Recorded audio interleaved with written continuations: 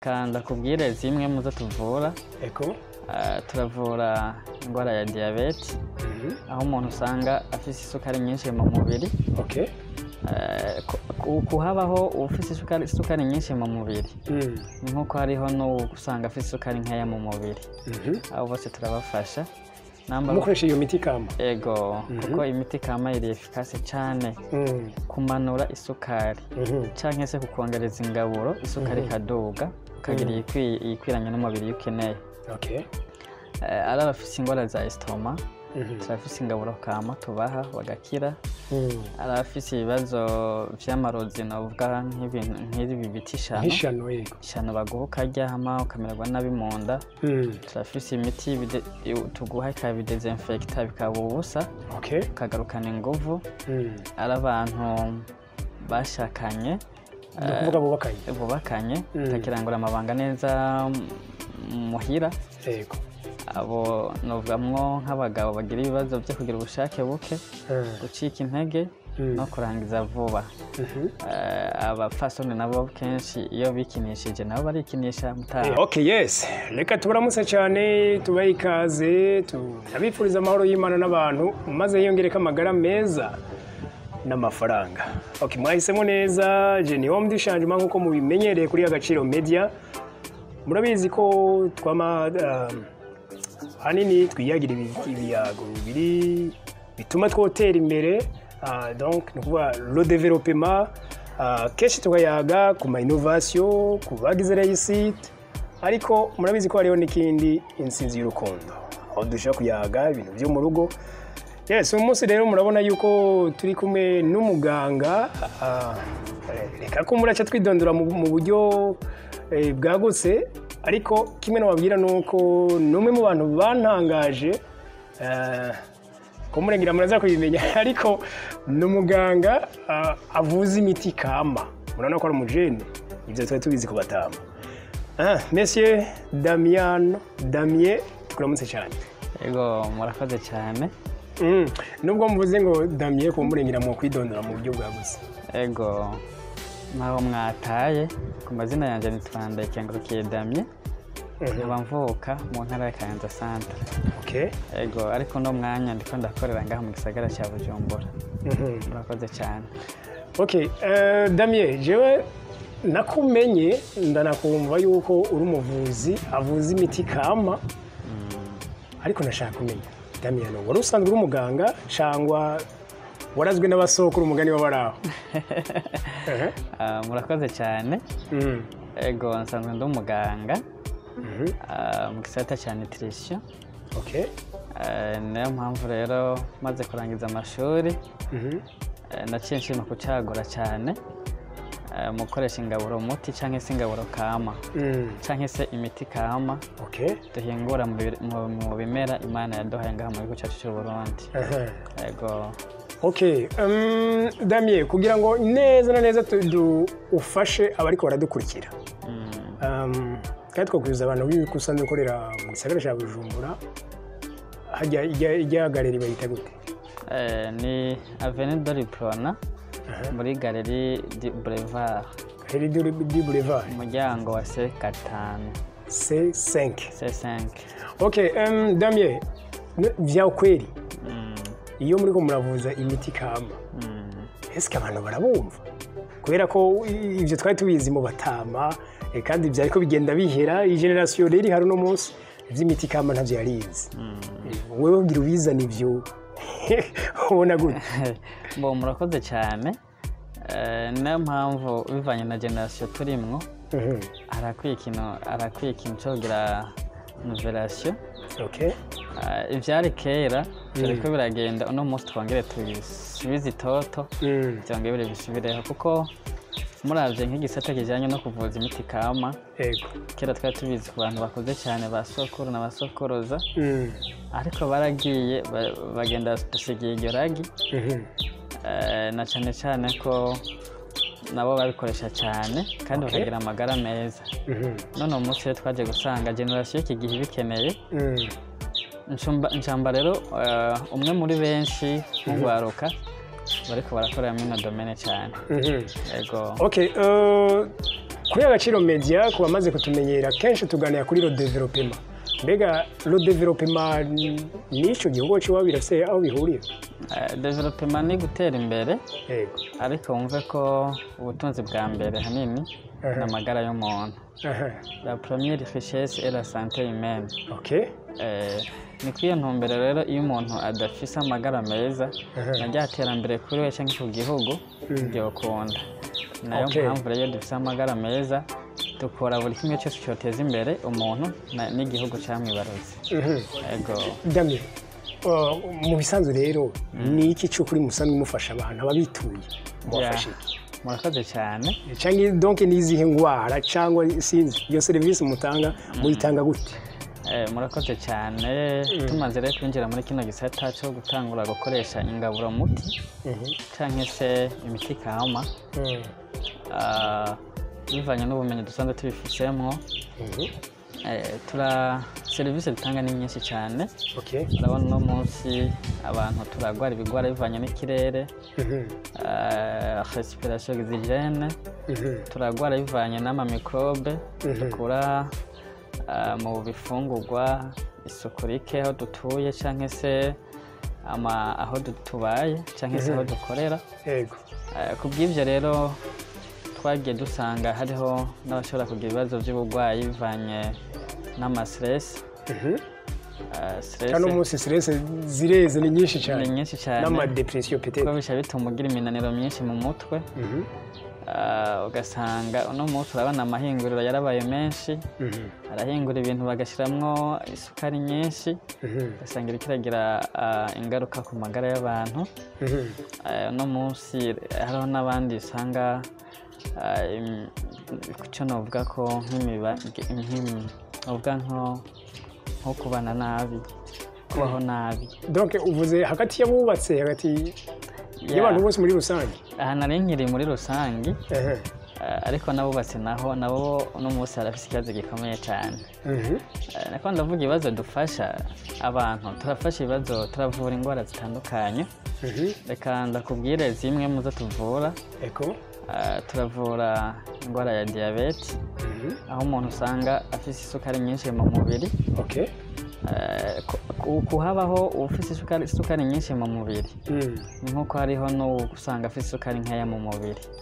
Abo bose turabafasha. Mukoresha iyo miti kama? Ego, kuko imiti kama iri efficace cyane kumanura isukari cyangwa se kukongereza ingaburo isukari kaduga ukagira ikwiranye n'umubiri ukeneye. Ari abafise ingwara za estoma turafise ingaburo kama tubaha bagakira. Ari abafise ibibazo vy'amarozi novuga nk'ibi biti ishano baguha ukaryama ukamererwa nabi mu nda.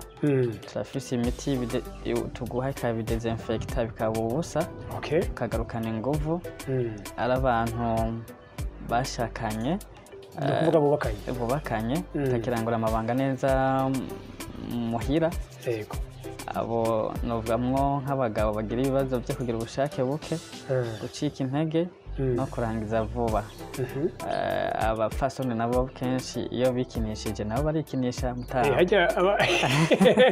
Bigime n'abakenyezi yicaye kuko naco baragikora. Arafise ibikoresho byabugenewe bakoresha. Ibyo rero birashobora gutuma iyo wubatse umukenyezi atakaza santima. Ubushake nawe bugahera. Rero abo bose turafise ingaburo zibafasha. Arafise ibibazo by'indwara zo mu myanya ndangabitsina, ama infection vaginale, urinaire, za hemorrhoide, amafyigo, migongo ndetse n'amaso, ama hepatite, ama asthma, ama sinezite. Turafise ingaburo nyinshi zibafasha. Ndetse ako novuga nk'akabijya abagabo cyangwa se abasore usanga bafite ikibazo cy'indwara bita micropeni, aho usanga igitsina gabo usanga kiba cyaranse gukura kikaba gito cyane. Ibyo bagiye birashika kuri birabaho. Turafise amavuta rero yongera igitsina kikongera kikagira development umugabo akagira ubugabo bukwiye cyane. Eske Damien, iyo miti yose ni kama kwera nyene yuzuye? Iyo miti ni kama kuko n'amavuta duhingura mu byatsi. nk'uko wokwaho isombe ugashyira mu isekuru hama ugashyira mu safuriya ugateka ukarya. Wow. Yego. Kandi ni ivyatsi biva no ngaha mu Burundi bishobora kuboneka cyane cyane. Okay, sasa kuba ari kama twizere ko atanoze zikurikira. Ikintu buriya iyo nkurikizi mbi zikurikira. Nta nkurikizi mbi kuko ikintu kama ni ikintu tumenyereye ko ukora hama ugaca ushobora kuba wagikonsoma ubwo nyene ata kindi kintu wongeyemo. Wow. Yego. Okay, kumbura bariko baradukurikira barashaka kubitura ariko ivyo numvise Damien hari ivyo numvise bitewe n'umuco dufise mu Burundi kugira ngo bitari ivyo kwivuriza ku mugaragaro. Ese umuntu urashaka kumufasha nyene munuze mwibanga ntangere. Yego. Hariho abantu kenshi batabifuza ko bivuza publiquement. Turashaka kubavura mu ibanga ntangere kuko hajya umuganga wese bivanye n'igisata akoreramwo afite ibanga rikomeye cyane. Si ngombwa ko agenda avuga ngo nakango ndamuvuye ibi umufasha nyene mu buryo nyene aba yagusavyemwo. Yego bikagenda neza. Okay, twifuza Burundi buteye imbere kandi nibaza ko kugira butere imbere ni ngombwa ko amagara yacu bahagaze neza mu rugo bigenda neza kabisa umuntu avyuse vyukana kamwingi. Okay, twizera ko Damien ashobora kubafasha ico kibazo. Murashaka kumugana nimero yiwe turayishiranga muri description na commentaire, donc murashaka gucamo muhamagara. Damien, sinzi yuko hari ikindi wumva ushobora korienta cyangwa ukabwira abantu ko muri bashe kubagana ari benshi cyane kuri abo bafite ivyo bibazo. Bo icyo nobwira abantu bagiye kuza barakurikirana kino kiganiro ndazi kizoshika kure nuko gushika no munsi mu gisata cy'ubuvuzi bwacu kama turabise abantu benshi bamaze kudushingira intahe ingaburo muti twabahe ko zabakoreye ibikora inka zabafashije cyane. Mbwira nawe ufite ikibazo mu gutari bwamenye aho woje kucitura. Yego. Ukatugana twagufasha cyane ukagenda neza. Nimba twarafashije uriya n'uriya bigakunda nawe wotwegera twagufasha bikagenda neza. Na cyane cyane ko ndatumirira ko abarundi bojijuka cyane. Bojijuka tugasubira ku musabiko. Umusabiko tugasubira ku musabiko. Azikera baratwina mu nda umwana akama ari free ameze neza. Rero ndahamagara abarundi ko twasubira gukoresha ingaburo muti ingaburo kama n'ingaburo nta ngorane zitera. Bo ahubwo mbere ngira ngo ndagucire mu ijambo imbere ko turangiza. Yego. Naraje mu ivuriro ry'iwawe. Yego. Aho ukorera hari ikintu kimwe numvirije kirabanza kiranyobera ico arico ariko mwaje kunzigura ko cari kibuto civoka cyane cyane. Mugana nacumvamo akanovera kubuki nacumvamo kandi nyene ndabibwe iyo yariyo. Sinzi ko mushobora kugisigurira abantu. Hajya tuvuze ingaburo kiba ari ikintu gikomeye cyane. Baza nko kuba nk'umuntu ashaka kugura ivoka akaza kujya gukonsoma gufungura ujya musoso wayo ariko agacata ikintu gifite akamaro nk'ikibuto kabisa. Ariko abantu ntabyo bazi kandi ivoka ni iryoshe. Ejo canke hirya yejo uwo muntu yari yafunguye ivoka akaza wumva bukeye ngo ndafise ikibazo cy'umugongo ndafise ikibazo cy'amafigo kandi umuti yawo utaye. Ubona basi nk'abarundi biye buto biye twabihimeneke nk'abarundi yaba twakonsoma nk'ivoka ikibuto tugaca tukirapa tukayikuramo ifu tukayibika tukaza turayinywa. Bari ibintu byiza cyane. Nayo mpamvu muzabona no munsi ibikoko biraza akamaro k'amagara yabyo.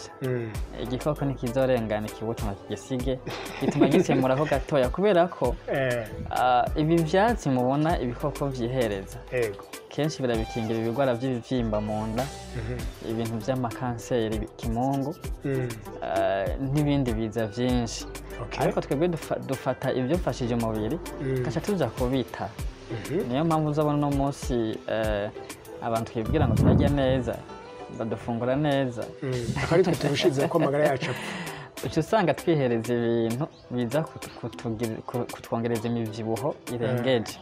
Usanga amagara yacu yamaze kuja mu kaga kuko iyo umaze kugira umuvyibuho urengeje ni ibinure biba byinshi mu mubiri wawe gace bitangura kugara imitsi nsoza amaraso noneho rero kubera ko iyo imitsi yamaze kwiyugara amaraso nta circulation sanguine mu mubiri isubira kubaho iyo rero ibyo bitabaye aho ufise ibyago byinshi byo kurwara indwara zitandukanye ego wowe uradukurikira urashobora kugira ugashikiriza iciyumviro muri commentaire mbega hajya waruzi ko imiti kama ikibaho cyangwa waruzi ko byajanye n'abasaza Damien je nanatangaye numvise ko mushobora kuvura ishano parce que muri kino gihe n'abantu benshi kunze kumva ngo bari ishano umwana cyangwa jewe bana ngo munda ntibimeze neza mugani wa nababandi bo bubatse ati bana kabisa kukijanye n'icyo mukabiro ntibigikoreka neza kijanye n'icyo kintu uvuze cy'ishano iyo nubwo wagiketse ko urifise ariko atabihamye ufise ndagupima urashaka kubipima ndagupima hama nabona resultat ko urifise ndafise umuti yitwa rudahusha nimero ya mbere rudahusha ko hariho n'ubundi witwa umudakangwa iyo miti yose ariko umudakangwa n'umuti umeze nk'ukaze cyane ariko nawe nyine ni kama iyo wawufashe urumva uragira akadiyare ariko rudahusha nta diyare ntabwo musinyigira wowe ujejwe guhiga ibyo bintu biba biri mu mubiri hama bikabidezinfekta bikica ubukari bwaryo hama ugiye gusohoka bisanzwe bigasohokana ukamera neza noneho rero kubera ko iyo imitsi yamaze kwiyugara amaraso nta circulation sanguine mu mubiri isubira kubaho iyo rero ibyo bitabaye aho ufise ibyago byinshi byo kurwara indwara zitandukanye ego wowe uradukurikira urashobora kugira ugashikiriza iciyumviro muri commentaire mbega hajya waruzi ko imiti kama ikibaho cyangwa waruzi ko byajanye n'abasaza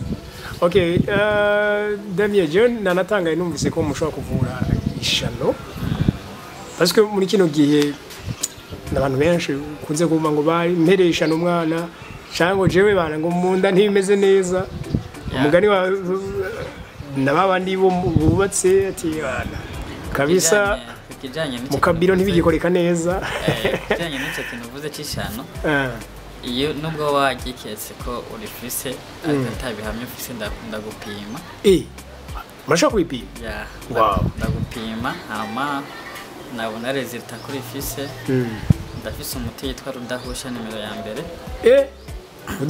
rudahusha ko hariho n'ubundi witwa umudakangwa iyo miti yose ariko umudakangwa n'umuti umeze nk'ukaze cyane ariko nawe nyine ni kama iyo wawufashe urumva uragira akadiyare ariko rudahusha nta diyare ntabwo musinyigira wowe ujejwe guhiga ibyo bintu biba biri mu mubiri hama bikabidezinfekta bikica ubukari bwaryo hama ugiye gusohoka bisanzwe bigasohokana ukamera neza Damien reka je ndagushimire cyane murakoze cyane abadukurikiye murashobora gusangiza kino kiganiro abandi kandi nimba koko mwifuza kwiga iterambere kumenya byinshi mu rukundo uburyo twokora ubuzima bwacu n'ibindi turashobora gusangira ibiyago kuri Agaciro Media urashobora kuyabonesha turabakunda cyane bari kumwe nawe mudisha nyuma bye bye